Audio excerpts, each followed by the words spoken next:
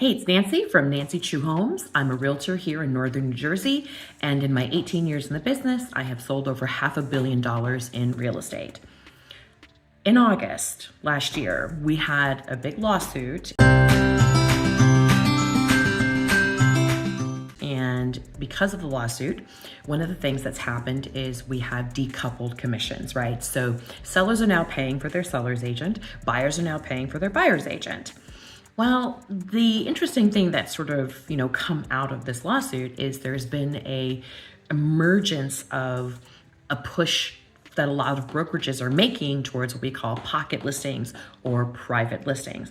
That means that they're pushing their sellers to not put their homes on the multiple listing, not on the MLS.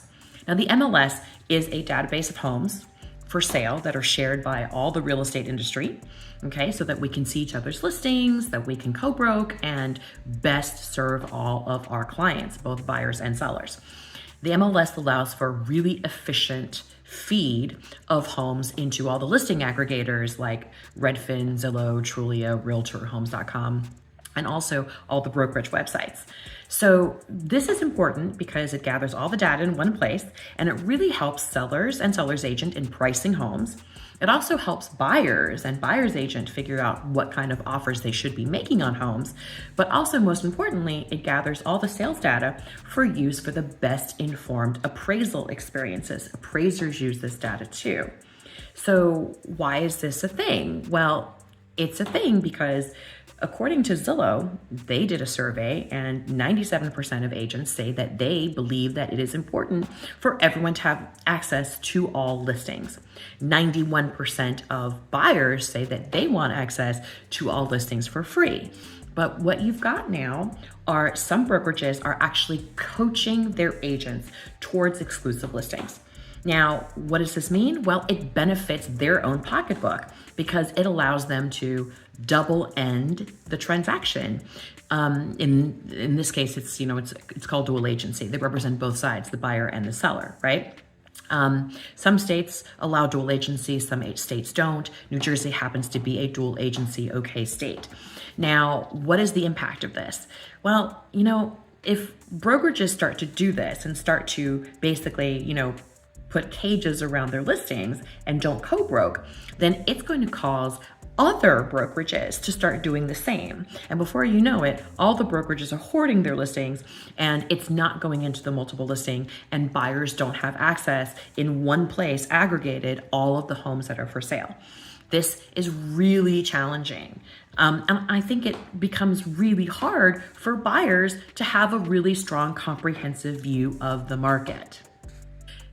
Now, this is particularly interesting because there are some misconceptions.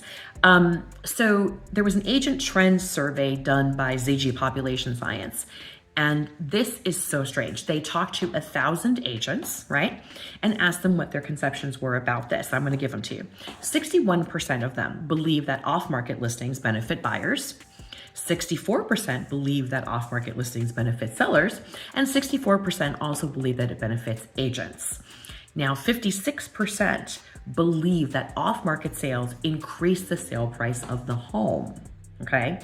Now, the last thing that was interesting is that 97% of the agents that they spoke to think it's important, both for the industry and also for the consumer, that they have access to all available listings in a single search experience. So I'm trying to figure out how that kind of clicks and jives with the four things that we just said above, right? Very unusual. Okay, so I know I'm throwing a lot of polls and studies at you, but the question really becomes, what do sellers lose if they don't list their homes publicly to have access, for everyone to see?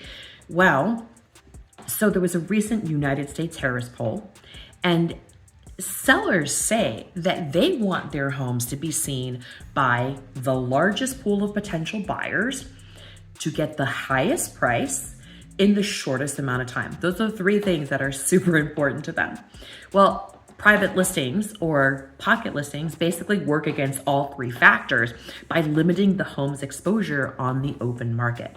Okay, last study, I promise. In 2023, the Bright MLS did a study in conjunction with Drexel University, okay? And here's what they figured out.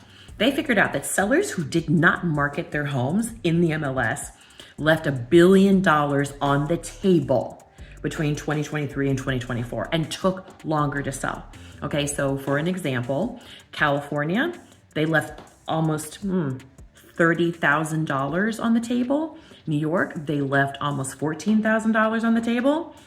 And this is likely more than they would have paid in commission had it been publicly listed. I'm gonna make sure to put in the description the links to some of these studies so that you can have access to them if you want them. But it's really turning into kind of a thing, right? Listen, sellers want to sell their homes at the highest price in the shortest amount of time. And the way to do that is to expose it to the most number of people. So why in the world, unless you were truly in a situation where you couldn't show the home, to a sort of significant number of people, then I just don't understand why you would not want your home listed on the MLS. Just so you know, this just in general, this brings up a lot of like fair housing concerns, because I think when you do private listings, you run the risk of excluding buyers from historically marginalized communities. And also it kind of, limits equal opportunity access to all homes, and kind of, in the end, it could leave you open to claims of discrimination, right? Like I think there's real estate by definition should be a democratic process, right? In the sense that all listings should be available to any potential buyer. And unfortunately, this type of privatization sort of, plays right into a lot of the long-term concerns that we have regarding our housing system. Transparency in real estate is ultimately very, very important. And so if you speak to a broker and they say to you, well, I think you should list this privately, are they playing to your ego? Is that what it is? Oh, the exclusivity, oh, this, oh, that. But the truth is, we've all known you get your highest number by exposing your house on the free market to as many potential buyers as possible. All right, guys, like I said, I'm gonna drop the links into the description for you so you have it. And please, if you like what we have to say and want us to share more information with most other people, please feel free to like, comment, subscribe, all that good stuff, all right? Thank you so much. I'll talk to you guys next week.